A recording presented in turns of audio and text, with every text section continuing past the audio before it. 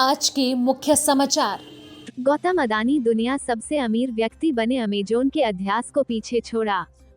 Thane station पर AC local train का दरवाजा नहीं खुलने से अफरा तफरी मची।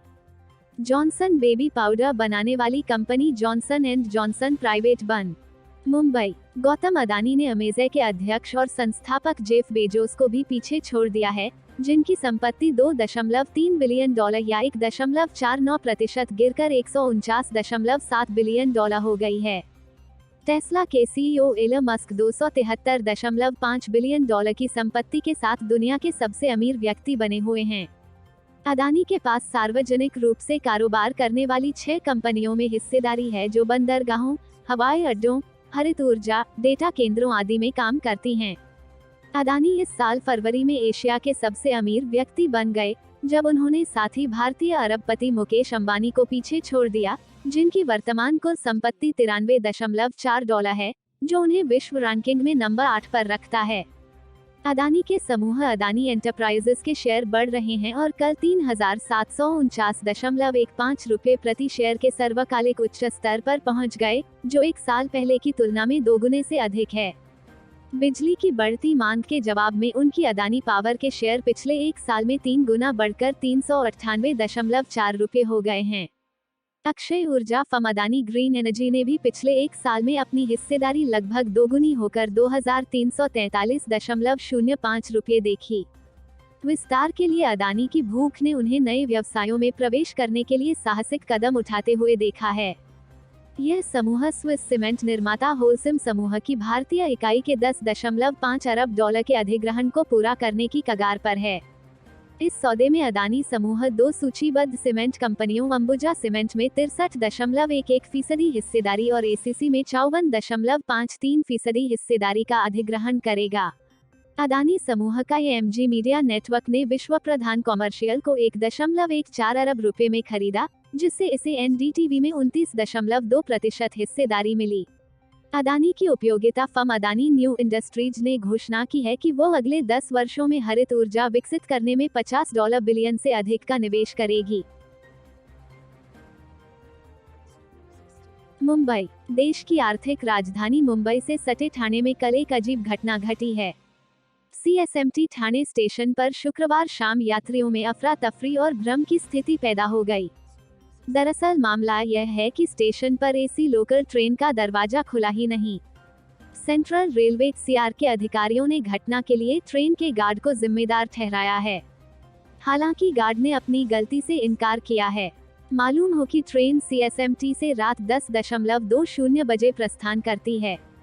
जानकारी के अनुसार सीआर के मंडल रेल प्रबंधक शलभ गोयल ने कहा कि गाड़ी के रुकने से पहले गार्ड ने शायद दरवाजा खोलने के लिए चाबी का उपयोग किया था। उन्होंने बताया कि ट्रेन के पूरी तरह रुकने से पहले अगर दरवाजा खोलने की कोशिश की गई तो वह नहीं खुलेगा। उन्होंने आगे कहा कि स्पीड कोई मायने नहीं रखती है, क्योंकि ट्रेन के न्यूनतम स्पीड से चलने पर भी दरवाजे नहीं खुलेंगे। सूत्रों के अनुसार मोटरमैन और गार्ड दोनों इस बात से अनजान थे कि स्टेशन पर ट्रेन का दरवाजा नहीं खुला है और यात्रियों को उतरने में परेशानी हुई है।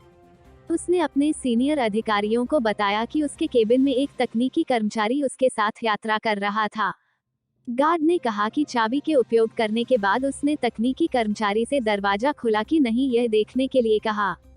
वह दरवाजे के दूसरे छोर पर खड़ा था, जिसके बाद तकनीकी कर्मचारी ने उसे बताया कि दरवाजे खुल गए हैं। जो यात्री उतर नहीं पाए उन्होंने डिब्बों में दिए गए पैनिक बटन को दबाया। इससे गार्ड को पता चला कि यात्री ट्रेन में फंस गए हैं।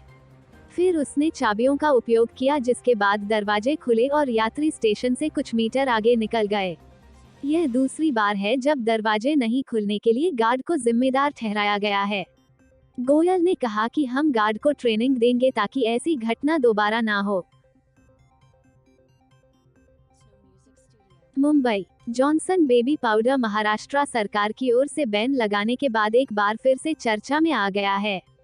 बैन के बाद महाराष्ट्र में जॉनसन बेबी पाउडर को बनाने वाली company Johnson and Johnson private limited इसकी मैन्युफैक्चरिंग और बिक्री नहीं कर पाएगी।